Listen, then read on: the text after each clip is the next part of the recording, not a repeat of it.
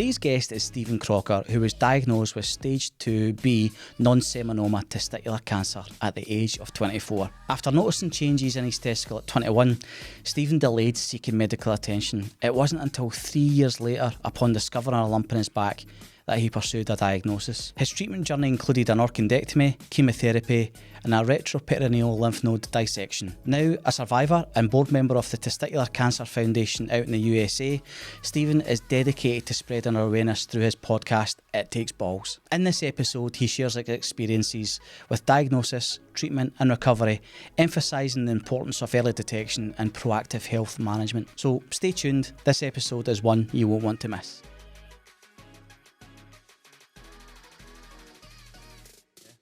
So if you just like to kind of introduce yourself, tell us a little about yourself and your testicular cancer journey, and then we can just get chatting from there. Yeah, so I'm Steven Crocker. I live in Virginia in the United States. I was diagnosed with testicular cancer in 2019. I was 25 years old at the time. This diagnosis came kind of after I'd been feeling some kind of discomfort in my left testicle for about 2 years prior.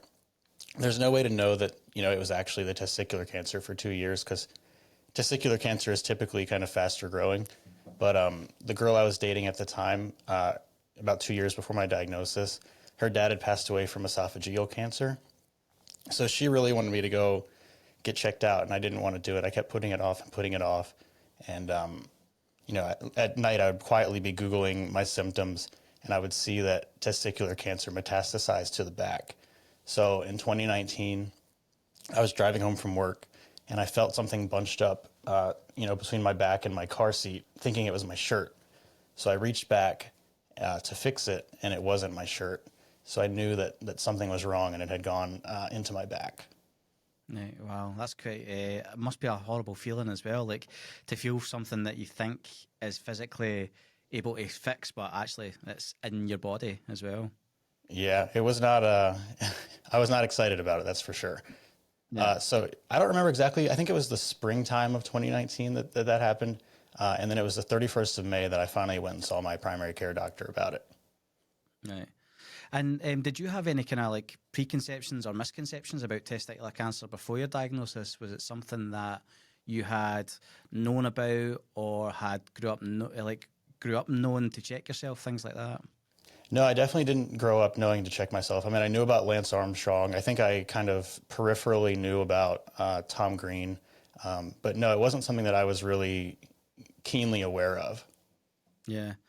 And I suppose that's kind of much like, it seems to be universal. It's like, obviously, we're over here in Scotland, you're over there in the States. And I think that lack of education is something that, both sides are kind of dealing with as well then.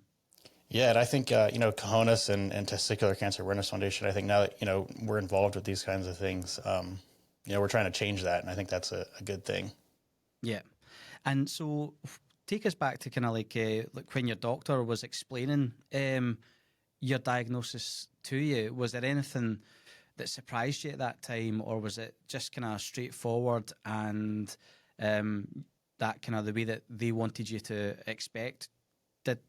Was there anything that they, like I said, was there anything that surprised you in that diagnosis?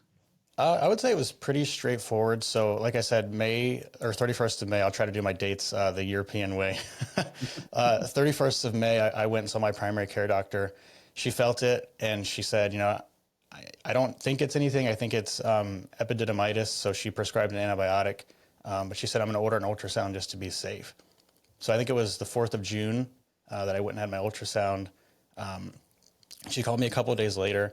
I was actually in a meeting I had owned a video production company at the time.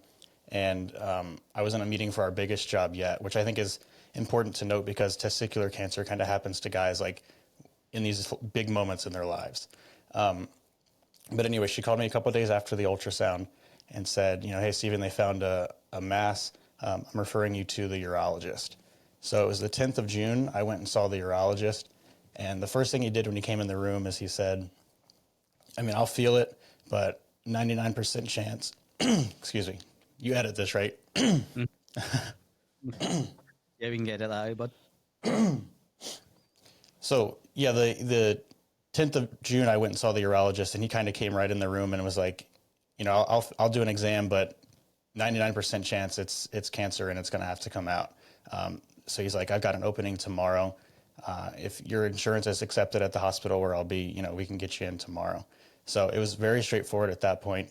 Next day, I didn't really have a whole lot of time to process it. I went to sleep for the last time with 2 testicles, and then and then the next day I had my left one removed. Yeah. Did you do the mistake that I made and look up what the orchiectomy was before your operation? I actually did not do that, but I did do that for the RPLND, which I ended up having. I think, I mentioned Tom Green. I think he actually showed his surgery in his cancer special that he did. So I'd watched that before my RPLND. Yeah, I remember, like I thought, I'm not going to Google anything. I'm just going to go in here blind. And then stupidly, the night before my operation, looked up what they'd done. And I went into this full-blown panic attack of, oh my God, this is a lot bigger than I expected. Did you have any of those type of feelings when you realised, what the operation was going to involve, even before your RPLND? Was there? Did you feel the weight of how big an operation that was, or was it just put to you that it's just quite a straightforward, simple thing? So the doctor kind of made it seem like it was a straightforward, simple thing, and through the whole process, and it's going to be kind of a theme with my story, is that I just kind of trusted the doctors. They're the experts. Before my RPLND, I told the doctor, I'm just going to lay here and let you do the hard work. So that's about all I could do. I mean, he told my parents that it was going to be a 30-minute surgery. Of course, I was asleep the whole time. I know it ended up being a little bit longer than that, so my mom was freaking out in the waiting room, but she wasn't accounting for prep time and the recovery time. So, but I mean, I was just going with the flow. Yeah. And I suppose like, the kind of big differences are in terms of the reach of the people who are maybe watching this now is going to be mainly kind of UK based. But it's the question I was going to ask you is, with the difference in the health services, both, in the States and here, with that insurance, how, when you said that, if your insurance was covered, what's meant by that? If your insurance covered that type of surgery, or is it something different? So a little bit of background. So in the U.S., I don't know if it's still the rule with new administrations, but at the time it was insurance. You could be on your parents' insurance until you were 26. So I was kind of right at that cutoff. And I was fortunate to be on my parents' insurance, and they had very good coverage. But what I mean by if it's accepted is that different insurances have in-network or out-of-network doctors. So I guess that's kind of like they've negotiated with these healthcare providers different rates for things. So he was saying if it was one that, my insurance had negotiated with that hospital already, that we would be good to go. And if it's out-of-network, then that's obviously a larger bill. Right. Okay. That makes sense, because it's funny that you could. So could you turn up somewhere and get operated on, or would it just be a case of no, you don't have the correct insurance and you get turned away then? I mean, so, I'm not an expert on insurance, but it definitely could happen. I think if it was more of like an emergent thing, I think like if you were in a car accident and had to just go wherever they took you, maybe that would be an issue. But typically they'll do like pre-authorizations and stuff. So, they'll work with the insurance company before surgery, but it could be the case that like the anesthesiologist happens to be out of network. So then you could run into some trouble there. Oh, okay. The only reason I'm asking is just because it is so different from like the experience here. Our waiting time would be the kind of the bureaucracy of red tape and waiting times, for here, and that'd be or like in my circumstances where my surgeon on the day of my surgery was hit by a bus. So, Oh my gosh. yeah, thankfully he lived and he's fine and he's back doing surgery. But yeah, so that would be the things that would cause a delay. So, yeah.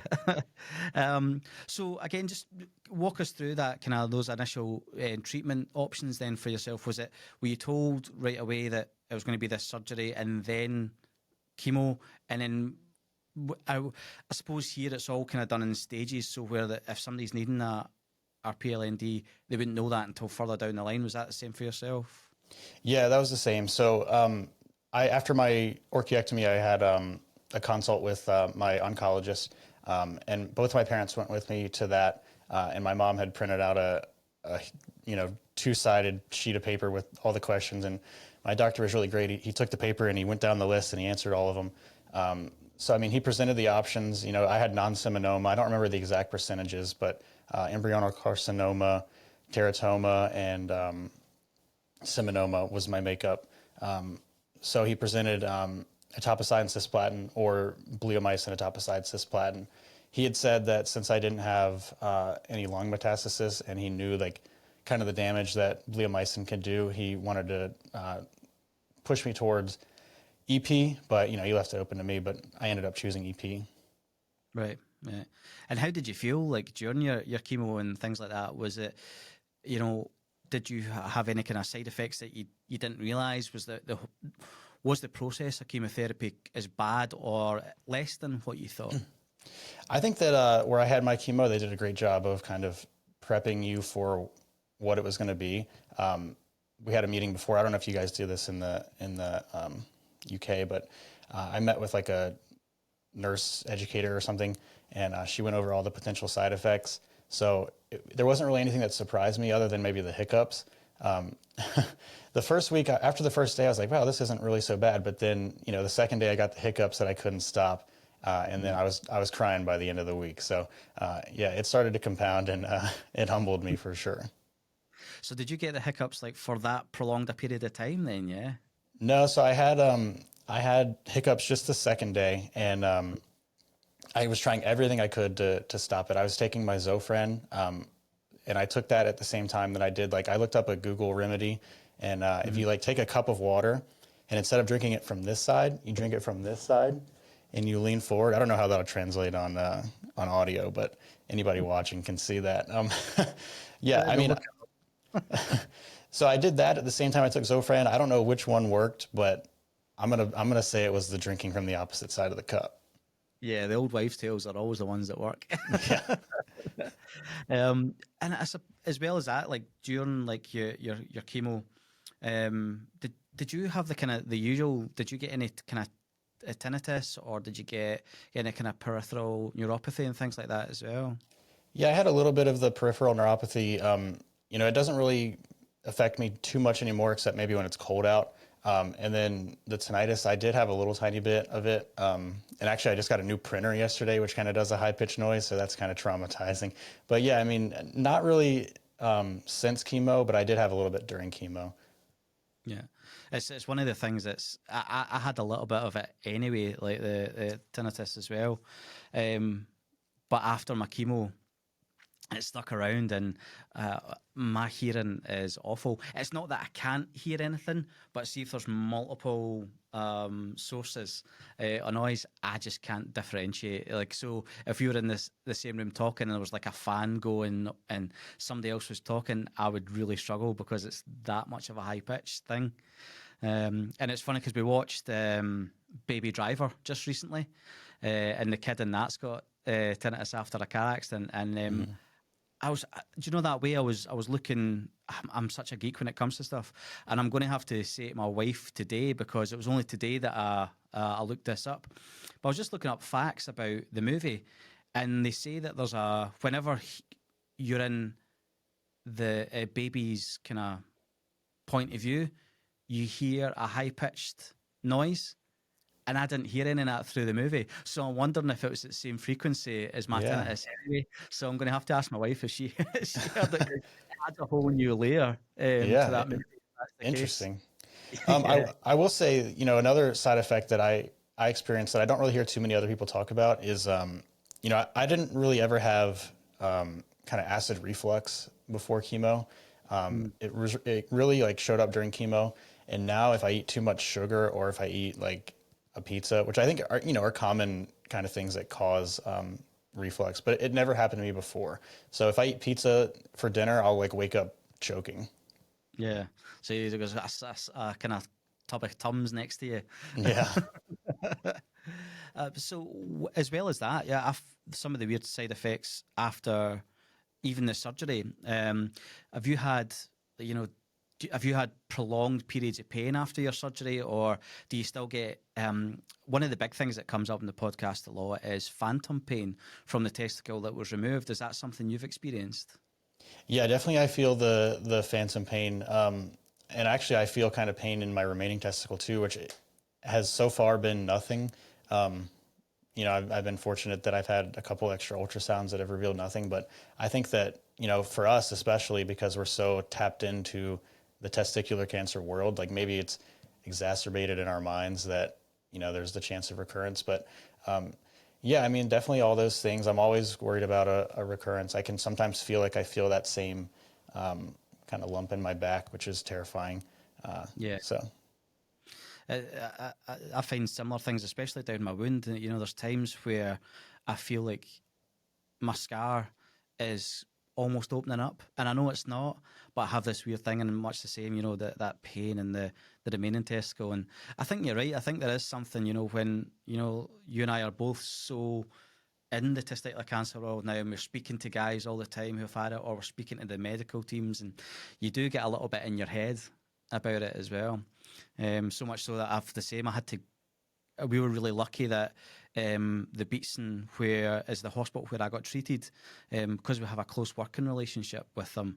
I had to say to the CNS, I'm really worried about pain. I think I felt another lump, and they were really good at going, right, we'll put you back in our books and we'll get you seen. And thankfully, it was nothing. It was like epididymal cysts. Yeah. So it was that kind of, but it just puts your mind at ease when you've got that access, I suppose, right? Yeah, I actually, I just hit 5 years in November of last year, and I kind of wish that I could have more follow-ups. Mm. So over here we get a follow up in terms of it's every month you'd get an X-ray and bloods done, and then it go from every month to every 6 months to every year, and that would take. I think it used to be 10 years, but now it's 5 years. So did you get that type of follow up care, or was that something you would have to pay for separately? Yeah, I mean, so we get the same follow-up care, but yeah, I mean, every scan is billed to insurance. So I think the CT scans, you get a bill, it's like, it's $10,000, but we negotiated it down to $500. So, I mean, that happens for every scan. Yeah. And I suppose, and one of the questions I kind of had for you as well is like, what was the hardest part of your treatment that you maybe found that over the course of your podcast and your kind of experience speaking to other guys that maybe that you had that other people didn't, or what was hard about going through treatment for you? I think the hardest thing is, kind of what we just talked about is, being in the survivorship and beyond, like the constant fear of recurrence. I know that the chemo is going to have a effect on my, cardio. So I need to eat better. I need to exercise more. I don't do a great job of that, but I know that my cholesterol is high, my blood pressure is high. So like kind of the future things that are out there looming are kind of maybe the really scary things for me right now. Mm. I think that's the thing that we don't often think about when it comes to the chemo and the treatment is that it does have an impact, especially on your cardiovascular system. It's always one of the things that I was just talking to one of our nurse practitioners recently was that, I'm clearly overweight. I'm needing to exercise. So thankfully there's the Great Scottish Run's coming up in October for us. So I've got something to train for. But I was really worried with some of the tablets that I'm still on that the effect it was going to have on my heart because of the chemo. And, it is such a scary prospect of being 40 and having a heart condition. I don't want that to be the case. So, yeah, Yeah, we don't. Often. and I mentioned like the wanting to have more follow-ups, but I mean the CT scans come with risk of exposure too, so it's kind of a trade-off. Just even though I would wish I could have a CT scan every year, now that's not going to happen. So I just got to hope that nothing comes back unless I feel Yeah. something. Aye. And what is it, son? Like the CT scan is at 1,000 X-rays or something like that. It basically has the same radiation value as. Yeah, So I yeah, don't know the specifics, but yeah, I don't think it's good for you. no, it can't be good for you at all. So how how did your testicular cancer diagnosis then affect, your daily routine, energy levels, things like that? Was it even before and after surgery? Was that something that was quite highly impacted for you? So at the time of my diagnosis, I was working at a news station, was my full-time job. And I was waking up at 3 o'clock in the morning to be at work by 4. So I was kind of already tired all the time. My oncologist kind of encouraged me to keep as normal of a schedule as I could during treatment. So I try to do that. Excuse me. The morning, I think, is getting to my throat. Yeah, no worries. Yeah, so my oncologist encouraged me to keep as normal of a schedule as I possibly could during chemo. So I tried to do that. It definitely compounded. I definitely got more and more tired each time. I think, I was working Saturday through Wednesday was my schedule. So my chemo was Monday through Friday, obviously. And then after the first week, I think I didn't return that's following Saturday and Sunday. I was fortunate. I think like maybe the British Open or something was on in the morning, so our news was preempted anyway on the weekend. So, but then as the weeks went on, it took me more time to come back. So maybe I didn't return until Tuesday, or maybe I didn't return until Wednesday, or maybe they changed my schedule so that I worked Thursday, Friday. So, it definitely compounded, and I started feeling the effects as the 4 weeks of chemo went on.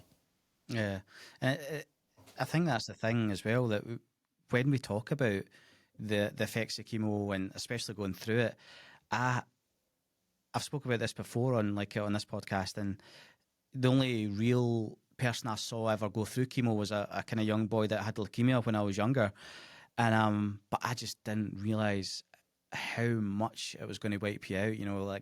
I had really naive preconceptions of what it was going to be like, especially, I don't know if you feel like this yourself, but before I was so invested in testicular cancer, and obviously these things happen, going forward because you've experienced it. But I just thought, like, the doctors had said to me, "Oh, it's an okay cancer to get," because they kind of played it down slightly, which always kind of, like, looking back, I wish they hadn't, because I had quite a kind of difficult kind of chemotherapy regime anyway. But it's funny how it can impact you so much in that regard. Yeah, I was always like the youngest one in the where I was getting my chemo. Everybody around me kind of seemed like they had a great attitude.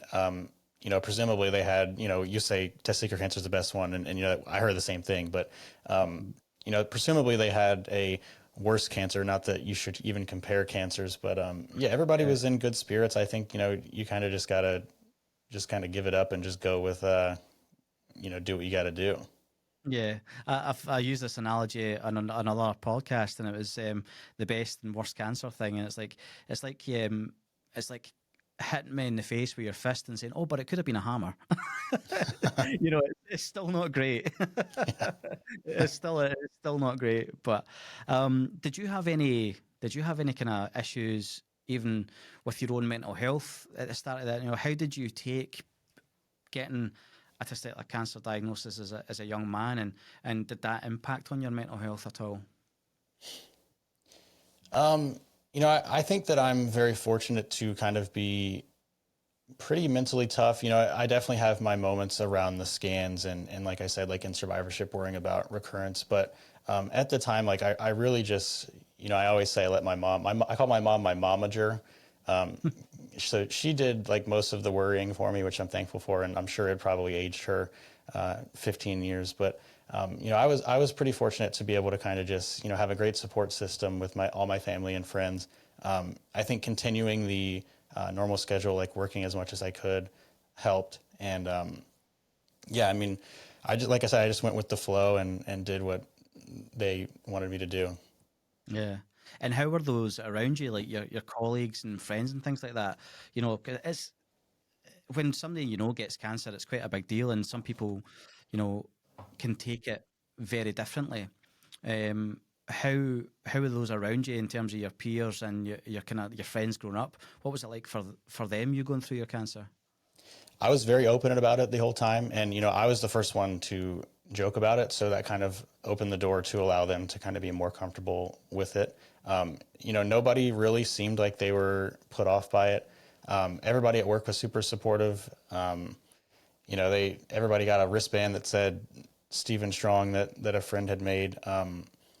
So yeah, I mean, I was very fortunate to have a very strong and supportive support system who kind of was able to laugh with me through it. Yeah. Yeah, it's funny that you say laugh as well, because it's mi- it's maybe one of the few cancers then that, because you hear people talking about, and maybe it's because it's a male dominated cancer, that we choose humor. You don't hear. In terms of podcasts that I've listened to that maybe that talk about breast cancer, you never hear women, talking about the humour in that they have, and I suppose like it has outwardly a bigger physical difference, if you have to get a mastectomy and things like that. But it's funny how, as men, even across the pond, it's humour is the thing that gets us through it, and I think that's one of the biggest things that I've always trying to say in the podcast. So not everybody's going to find these things funny, but if you can find something just to hang on to that's a little bit humorous, if it's, just something, it can do you the world of good. Some people say laughter's the best medicine. In our case, it was the chemo, but it is a close second. Yeah, I think it was a good like supplement to it for sure. Oh, for sure, definitely, because I suppose it just keeps if you're feeling good in your spirits, it's going to help your body, um, get through these things. Yeah, I mean, And I don't even know how it is for you in school, but we always had, guys drawing, wieners and nuts on, their papers and their notebooks and stuff in school. And I don't know how big like Steve-O and Johnny Knoxville are there, but, everybody was getting kicked in the nuts. So I think, we were more keen to laugh at testicle things than, I don't know. yeah, Nobody's no, drawing, definitely, nobody's drawing yeah, boobs no. that I could see. Yeah, it was always a cock and balls for us as well. Yeah. Even now, I'll still go past a dirty van and draw a big penis on it. So I'm just a 40-year-old child. That. Uh, but yeah, and much the same, like Steve-O and Knoxville, Jackass was massive over here for us as well. So yeah, I maybe took one too many nut shots as well. So I can't blame that on me getting cancer, but certainly it didn't help much. But now you've got a 50-50 chance of getting me as well. So, I always find it funny if I've been like doing something and somebody maybe catches me in the groin and they're like, "Oh, you okay?" I'm like, "Yeah, you missed." So kind of going back to like scans and things like that as well. There's this new word, that kind of exists out in the ether of scanxiety. That kind of anxiousness around the scans. Is that something that you experience and would still experience if you were kind of going to get them? Oh, absolutely. I mean, I even experience it when other people that I know are getting scans. Mm. Yeah, always like a week before my blood work or my CT scans, when I was getting them, I always felt like, oh, I'm having a pain in my remaining testicle, or, I can feel that lump in my back again. I just knew that it was back. And fortunately, so far, knock on this cardboard I have in front of me, that it hasn't been back. Yeah. And did you do anything to kind of help with that and deal with that anxiety around the scans? Like the biggest thing that I done, I always booked or tried to book in. We've got a kind of cafe that's it kind of deals with. It's just great breakfast food. And it's called Tribeca, and we always tried to get a booking that. So it was always like this little bit of joy after a scan, so that it was almost like Pavlov's dog. Anytime I heard scan, I just thought breakfast. Anything you've done that was a positive around those days? No, I think I kind of stuck to keeping the normal of a schedule as possible. Yeah, I don't think I did anything too special. I will say that at my last appointment with my oncologist for 5 years, my wife told me that she wasn't gonna be able to make it. She couldn't get off work, and then I pulled in the parking lot, and who's sitting there but my wife with a big sign and a bag of chocolate. Ah, lovely. Then that's what you want. Yeah. That's the type of positive vibes you want after that. And during your treatment, obviously you've had that support network and you've had like great friends and family. Did you have to do it as an inpatient, or were you just in and then home? So yeah, my orchiectomy was outpatient surgery. Chemo was like, it was almost like a full-time job. It was kind of like 8 to 4 or 5, whenever it happened to end of the day. It kind of just depended on how busy the nurses were and how soon they could change the bags out. But I mean, it was, I would liken it to a full-time job. So I'd go in Monday through Friday, leave at the end of the days. I did have a Metaport placed, so they would leave that accessed, so that I didn't have to get re-accessed every day. They would just cover it with a big, plastic sticker thing, and then I just wouldn't be able to kind of shower the front. And then I would go home on the Friday night. They would de-access me on Friday, go back in 2 or 3 weeks later, depending on my white blood cells. They'd re-access me and do it all over again. Right. So the medical access port, was that just going into the vein, or was that going into your heart? Because we do something similar, and it's called a PICC line, but that would go all the way I think that goes all the way into your heart. So it was the medical access port just for like a big vein more than anything. I actually have it right here. So people who are watching, you can see I have it. I don't think you're supposed to get those and take them home, but they did let me keep it. So I had 2 incisions. Like, one was kind of on my collarbone, and then one was on my chest. I don't know the exact place that it went, but I do know that it went into a major vein, and I believe right into my heart area or something that led right to it. Yeah, so it'll be kind of much the same. So we'd call a PICC line then. Did you ever have any moments of isolation, feelings of isolation? It's one of the things that I think, because of the way that treatment happens over here, it's all done at night. So when you're in hospital, it's all done, and you're getting your bags changed at 3, 4, 5 o'clock in the morning, and sleep's terrible, and you have that loneliness because there's nobody around. Did you ever have that type of feeling of isolation going through your treatment? I didn't really have any feeling of isolation. Like I said, everybody around me was very supportive, and I think I just made it before COVID. It probably would have been a lot worse during COVID, having to be isolated in a room with no visitors. But during chemo, I did have, whether it was my aunt or one of my parents or my brother even came down from a northern city and sat with me. So people took turns kind of hanging with me. So no, I never really felt isolated. If I needed to sleep during chemo, they would let me sleep, or we would watch Rob Dyrdek's Fantasy Factory or do some crossword puzzles or something like that. Yeah. And I think that's always the good thing when you can distract yourself. Was your concentration, was it ever affected by the chemo? It's something that it did for me. Like, sometimes, like, I couldn't watch long kind of form programming. So maybe like something was an hour.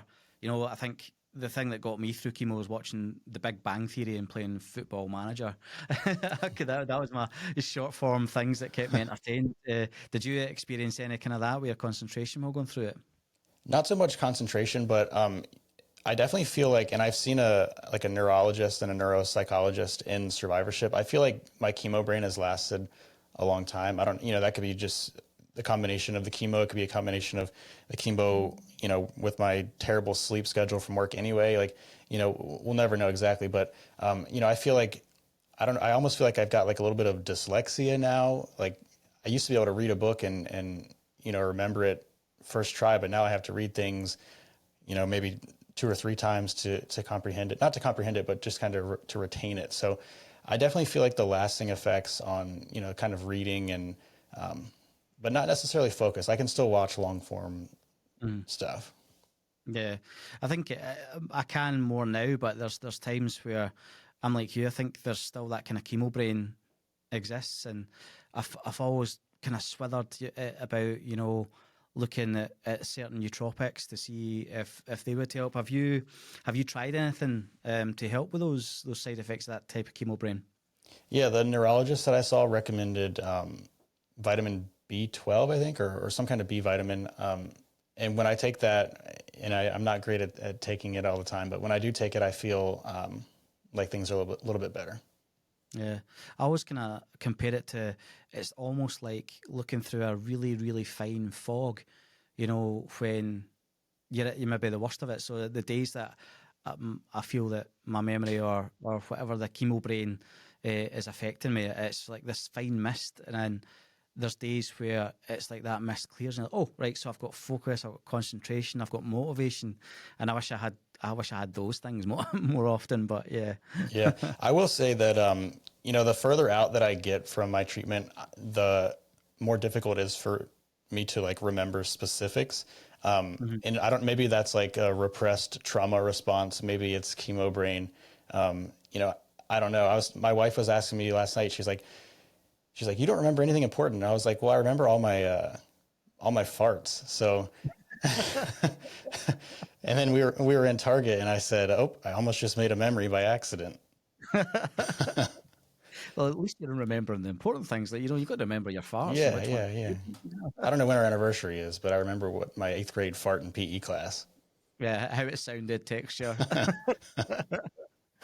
But I've got the same, I think, as well in regards to when I got diagnosed. We had already booked to go to Philadelphia to stay with my aunt and uncle, and so I was operated on, and then chemo, and it was all done by the kind of April-May time.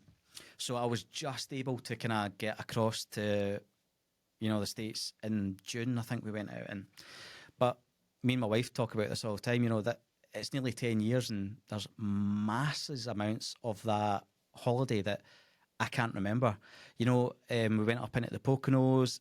I can barely remember at times there, meeting friends out there. I've got small recollections of bits during the day, and there's maybe one small memory of each day, but there's loads of that after especially the first kind of year or so after chemo.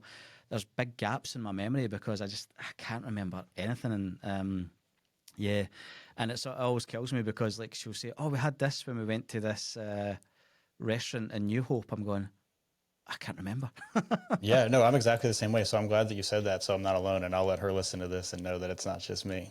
Yeah, it's not just you. You're not making excuses. But yeah, I can still recite the full script from Forrest Gump from start to finish. Oh my gosh. So I can do that, but I can't remember a holiday that happened, So hey, we just got to roll with it. I suppose one of the other things that we kind of discuss on the podcast as well is, that issue of, fertility and things like that. Was fertility concerns discussed with you before your treatment, and what was that conversation like? Yeah, so I banked sperm after my orchiectomy. I know sometimes, if they can arrange for it to be done before orchiectomy, maybe they like to do that. But obviously mine was like the day after my consult with the urologist. But I did bank sperm before chemo. And a funny story about that, I was kind of unclear where I was supposed to go in the building.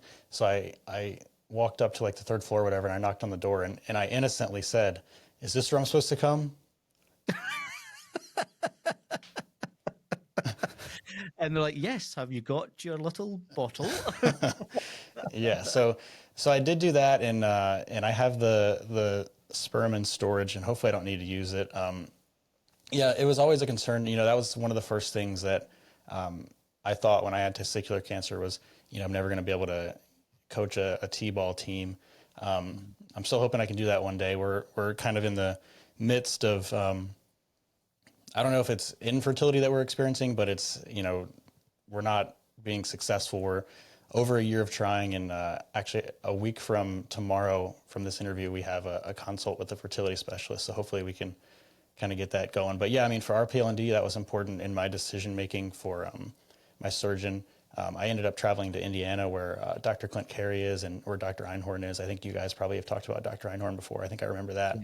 Yeah.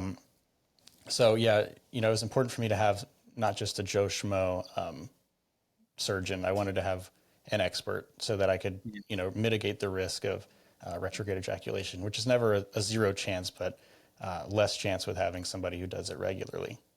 Yeah, and I think that's something that again isn't always discussed as that with a RPLND is how I think is one of the nerves as well is so close to where you're you're getting operated on that it can cause erectile dysfunction and just kind of completely take that out.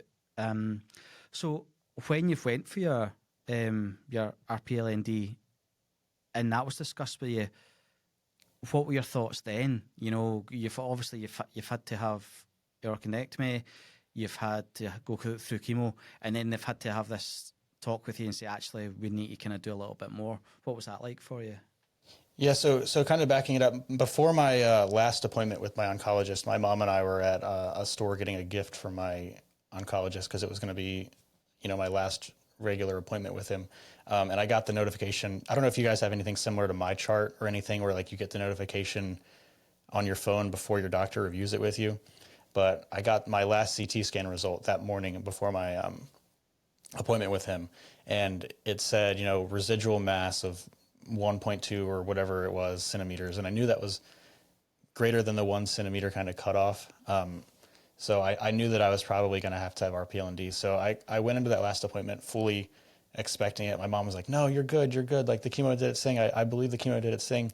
And I was like, no, I think I'm going to have the RPLND.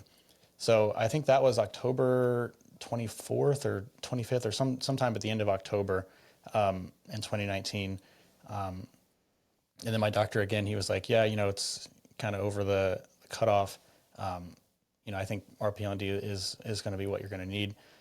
So in that office with him, he called Indiana University and kind of got the ball rolling.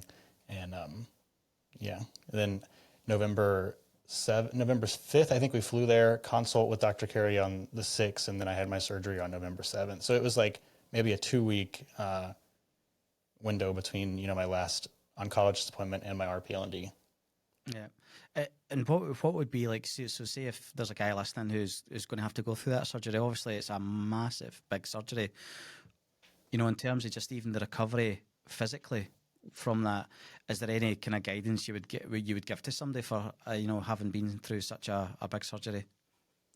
I would say that, you should listen to your body, but know that walking and, getting moving as soon as you can is going to kind of help speed things up. There's obviously benefits like moving is going to help reduce the risk. And I'm not a doctor, but moving is going to help to reduce the risk of like, a DVT or a blood clot. It's just going to help you start recovering faster. But yeah, listen to your body. If you don't want to get up and walk, don't do it. Yeah. And after like experiencing like, 2 big surgeries like that, and obviously the scarring that comes along with, especially the RPLND, has having testicular cancer affected you body image wise? Did it affect your confidence at the time? Were you with your now wife when you had cancer, or? No, we actually met, our first date was November 1st. So it was 6 days before my RPLND. I had no hair and no eyebrows from chemo. I was, I don't know. I was going to say maybe I was a little bit thicker than I am now, but I think maybe I'm thicker than I was then now. Body image. I've always felt like it is what it is. Of course, I would love to weigh 25 pounds less, and we're trying to do that too. But I can't resist the Hershey kisses. So, the scar doesn't bother me. It tells a story. I've thought about like getting a tattoo or something that goes with it, but there's nothing that I want to commit to. I don't, like a zipper or something. I don't know, but that's a big commitment. I think my wife she likes my scars, and I'm proud of them for what I've been through. So, of course I would like to be skinnier. RPLND comes with, and the chemo, and I think a little bit reduced testosterone can kind of have an effect on belly fat. And I read my post-op reports, and Dr. Carey put in there that the surgery was 10% more difficult because of fat. So that stung a little bit, but no, I'm fine with it. It is what it is. It's my own doing. Oh, mate, if yours was 10% more difficult with belly fat, I must have been at least 70% more difficult with belly fat. No, you look good. Oh, mate, honestly, thank you. But I'm carrying that little bit extra timber that is going to, this year, is going to come off. It's going to come Perfect, off. yeah. I think that's the thing as well. Did you get the prosthetic, or did you just go, are you just flying solo down there? No, I'm solo, and to be honest, this could be part of the blackout memory, but I don't remember ever being offered the prosthetic. Right. I don't know that I would have taken it if Yeah. given the option, but I don't regret not getting it. Yeah, after I didn't get it either, and it was a brief, very brief conversation with the surgeon as well, because they were going to do it at the same time. Some guys go back in and get it, but I just had this. It didn't really bother me. I've said this 1,000 times, but my own masculinity wasn't tied to my genitals, so it it didn't bother me in that regard. But I know there's been a few guys who I've been on or I've spoken to who haven't been on the podcast, who that the one ball thing is really getting to them. It's really having quite a kind of an impact on their own confidence and things like that. And I feel like that's such a shame that we live in that type of society where even something that's hidden away like testicles can cause you so much mental strife, I suppose would be the word, in terms of that body issue and body confidence. I think I feel heart sorry for the guys that aren't able to just freely be happy with just the one ball. And everybody's each to their own. If that's what you need to feel confident, and I understand it for a lot of reasons, especially if it's young guys who are grown up and they're maybe not quite sexually active yet, or they're in the dating scene, and you want to make that decision yours to tell somebody you've had cancer. But yeah, it's such a shame that's the case. Yeah, and what I always tell somebody who, I see a lot of this, people ask this question on Reddit a lot. I always say that the right one won't care what's down there. As long as you love each other, then it should be all good. Yeah, and listen, balls are not attractive. Nobody wants to see balls anyway, so it's all right. It's dark. Who cares? I think then we've obviously you've covered the kind of side effects and things that you've had since and things like that with your chemo and your operation. Was there any specific lifestyle changes that you thought to make after having it? Were you worried that the lifestyle that you were leading maybe impacted? So did you try and get more sleep? Did you try and eat healthier and things like that? I would say that I'm conscious of all of those things I need to do, but I don't necessarily do them. I mean, I've never done drugs. I've never smoked a cigarette. I've never had alcohol. But I do eat a lot of sweets. I eat a lot of, Burger King was was our thing growing up. My mom always tells a story where I was like, Burger King again. So, I mean, who knows if that had anything to do with it? I don't blame it. I had Burger King a couple weeks ago. I know that I need to eat better. I know I need to exercise. I know I need to sleep better, but there just aren't enough hours in the day to do all the things that I want to still do. You need a 30-hour day, rather than 24 hours. I'm the same. I'm completely the same. I know exactly that the things I need to do to change to kind of really be a better ex-cancer patient. But I just don't do any of them. I'm like you. There's sometimes I can eat Haribo's, like that kind of gummy sweetie, like they're going out of fashion, or big bars of chocolate, or Doritos is my thing. See, if you give me a bag of Doritos, if it's one of those family packs, they're gone, and it's just me. So, yeah. I mean, sometimes we'll join a gym and we'll go a couple times, and then we'll just keep making our monthly donation so they can keep their doors open. But we don't go. So Are you like Chandler in Friends when he's like, I want to quit the gym? no, I haven't seen that. No. But so is there anything that you wished you had known before you started your treatment that, if you were to go back and say to your younger self, like, listen, here's how things are going to play out, here's what you should know, and here's what, could help you during your treatment? This is bad because I did write a piece that was 5 things that I wish I knew, but I don't remember any of those things. So there's the memory thing. But overall, I don't know that I would change anything. I mean, of course, early detection would have potentially prevented the metastasis that made me stage 2B. But in the position that you and I are in, where we are, helping share people's stories, and I think that it kind of shaped who I am now, and I don't know where I would be without it. So I'm thankful for having it. I'm thankful for what I went through, and thankful for the opportunity to I'm sharing my story now, but I enjoy sharing other people's stories. I'm not a great host of the podcast, but I think I'm a better host than I am a guest. Oh, no, you're great at both, man. You're great at both. And I suppose that leads me to now, how did you get involved with the Testicular Cancer Awareness Foundation, and was it something that that you thought you'd have such a big role in when you found them? I don't know if I saw the myself having a role like this when I first got diagnosed, but Kim Jones, who founded it after her son was diagnosed with late stage testicular cancer, and then later passed away after a relapse, she does a great job of kind of outreach.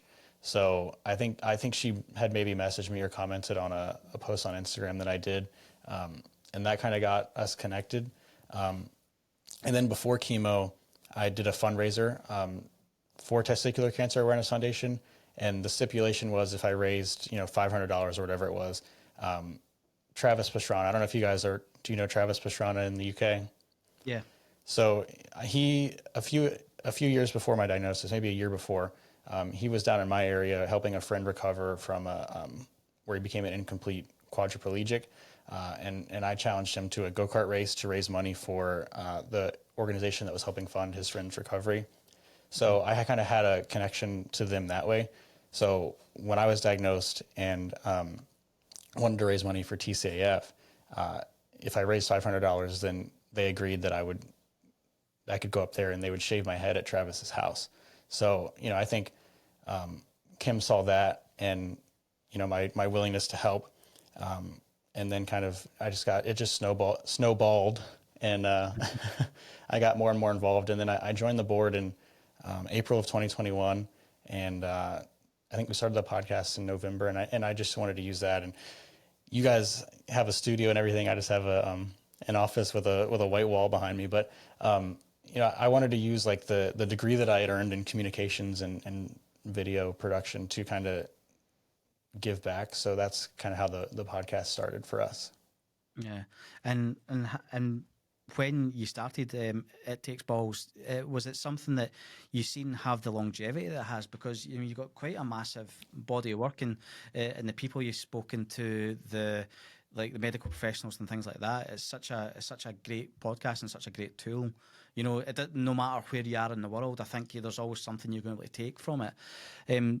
Was it something that you foreseen have the longevity that it has, or was it just something that you liked podcasts like me and wanted to give it a go? Yeah. So when we first started, we started kind of once a month, because I wasn't sure that we would even have the guest to last very long. But we opened up like a form on our website for people to apply. And it's not like we don't really deny people, but it's kind of just a way to like kind of get their story beforehand so that I know what questions to ask. And then the applications kept coming and coming, and we had a backlog and we had to pause the application. So we're like, all right, well, let's switch to 2 times a month. So now we're at the point where we have so many backlogs, people, that we're actually going to possibly do 3 times a month. So, I don't know how long it'll last. It's unfortunate that there's this many, guys that are affected by testicular cancer, but, I hope that it's a resource that guys are using to help get through their diagnosis, and I know that yours is as well. So, and congratulations on your nomination for the award. Oh no, thanks, man. Thanks. I think it's. I think we equally have the same want and desire for it. Like I said when I said to Richie, when we kind of started the podcast, see if we'd done 8 episodes and that was it. At least those 8 episodes would be out there in the internet for forever, really, you know, and somebody might come across it. But the fact that we've been really lucky enough to, you know, part of the podcast is, in fact, the podcast is funded by, we've got the National Lottery across here. So the Lottery Community Fund is actually, you know, funding X amount of episodes for us, which is why we're able to kind of do it in such great circumstances in terms of the studio, and the guys at Podcast Studio Glasgow are amazing, and you know, we couldn't put the product out that we do without them as well, I think. But it really, as long as, you know, I always look at it as a support tool, not just for guys like you and I who went through it or after it. But I remember at the time, me and my wife, you know, I hadn't met anybody who had testicular cancer. I knew of Lance Armstrong, Alan Stubbs, and I think Jimmy White, who was a snooker player across here in the 80s and 90s when I was growing up. But testicular cancer wasn't anything that, you know, you could have, you know, pointed to one thing that made you understand it. So when we were going through it, you know, we looked at it as a thing like, I wish we saw our like happy ending in terms of our fertility journey now. And you're able to kind of look back and say, oh, listen, it's going to be all right, because even if, you know, unfortunately, you know, some people, they're going out these journeys and it doesn't happen for them, but you're going to see all the good that happens within, you know, for people, you know, be it, you know, the circumstances that allow them to change job, you know, and that's me, you know, completely, you know, going on to maybe have children, and even the guys who, like Todd, who had both his testicles removed, is going to be a dad for the second time around. And now that you can see these stories at the click of a button, I think that's at least one positive impact we've had with the podcast, and I think you can say that for yourselves as well. Yeah, and I mean, even just, you know, us talking right now, you know, hearing about your, you know, struggles with memory and stuff, I mean, that's helpful for me, and somebody who's listening who might be feeling like they struggle with memory, like now they know there's two of us. So, yeah, I mean, I think it's great. You know, unfortunately, I don't know about you, I don't know about you guys, but I don't know if we're like reaching people before diagnosis. Kind of, it's very niche in that it's people who are already tapped into, you know, testicular cancer who are listening. So that's why other efforts are important to kind of get out there for early detection. But being a resource for guys who are already impacted, I think is a great thing. Yeah, no, I don't think we're getting anybody beforehand. You're maybe getting the occasional listener that, you know, I've got friends of mine who, you know, I think it's anybody in your close circle is going to listen to it, you know, and not every episode that they're going to listen to it, but they might pick up on something, but at least the brain's engaged, and especially with, you know, like, you know, when it's like wives and girlfriends of guys who you're friendly with and they know that you're doing the podcast, at least that puts it in their mind and they're able to say, listen, I've listened to this, Paul's doing this podcast, Paul's had testicular cancer, check yourself and talk about early detection. I think that's probably the only way, and obviously like clips and things like that as well, and getting guys talking about it. And even if you can get the word testicular cancer heard on a reel or a TikTok video or something, just to make a guy pause for thought and then maybe look at it, and or even just go to, you know, any kind of website resources that both the charities have, then yeah, we've won a watch, right? Yeah, 100% agree. Retweet. Yeah, everything. Just retweet everything. So yeah, I just want to thank you for taking the time out of your morning to come on. I know it's early for you to kind of to do this, but I'm always grateful of the fact that, you know, as charities, I think there's too much emphasis. I don't know if I spoke to you about this before, but there's too much emphasis on, you know, trying to hold this charity bubble where, unfortunately, you know, everybody all over the world, testicular cancer is going to exist, and until that it's not, all of us should just be guiding lights and holding hands together. I know it sounds a bit kumbaya-ish, but I'd rather that we all work together in the way to get awareness out there, no matter how. And these crossover podcasts, I think, can only lead to that, you know. And if somebody sees that I'm talking to you and they find Cahonas stuff, great. If they don't and they see, you know, Testicular Cancer Awareness Foundation stuff, great. That's as long as they are detecting their cancer early, that's all we can ask for, right? Yeah, exactly. And, I enjoy hearing the stories from, across the pond too. And I don't know how many listeners, I'm sure you have some in the US, and, we've got some from over there. So, it's good to get all opinions and all different stories. Yeah. I think because it's so many different walks of life, and people, and I remember, like, and I think again, I've probably said this in the podcast a million times, but my wife had said to me when I was worried about the podcast was that the cancer might be the same, but the people are all different and their stories are all different. So, it could be, somebody from, Virginia is listening to a guy from Falkirk. That's amazing. And yeah, the cancer's the same, the stories are different, but you're always going to be able to take something from it, right? Exactly. Yeah. I mean, yeah, like you said, everybody has their own journey, but there are going to be things that guys relate to and will know that they're not alone. And that makes it all worth it. Yeah. Yeah. So, Stephen, thank you so much for coming on Check 1 2, and thanks for having me on It Takes Balls as well. It was great to be a guest on yours as well. Oh, thank you so much for having me. And I apologize on your episode that my audio was messed up, but luckily yours worked, and that was most important. So, I mean, I understand how you feel about it, but the audio wasn't too bad as well. It's just one of those unfortunate things. But I really enjoyed doing the episode. I always think I'm like you. I think I'm probably a better guest than I am a host. But yeah, I think the less that I have to talk, the better. I see when guys come on and they say, "Oh, I'm a talker." I'm like, "Great." I love to talk, but there's times you just want people to tell their story. So, but other than that, yeah, thank you, man. And if just before we kind of sign off on that, let us know, what's happening with you guys. What's the next big things over the course of 2025 for you? Yeah, so I don't know when this comes out exactly, but we have our golf tournament that we're planning here in Norfolk, Virginia, in April during Testicular Cancer Awareness Month. So I'm excited about that. And then we have our big conference that we're doing this year in Boston, kind of with Harvard and all their affiliations. So that'll be exciting. This will be, I believe, the 10th in-person conference. That's kind of a big deal. So we're excited about that.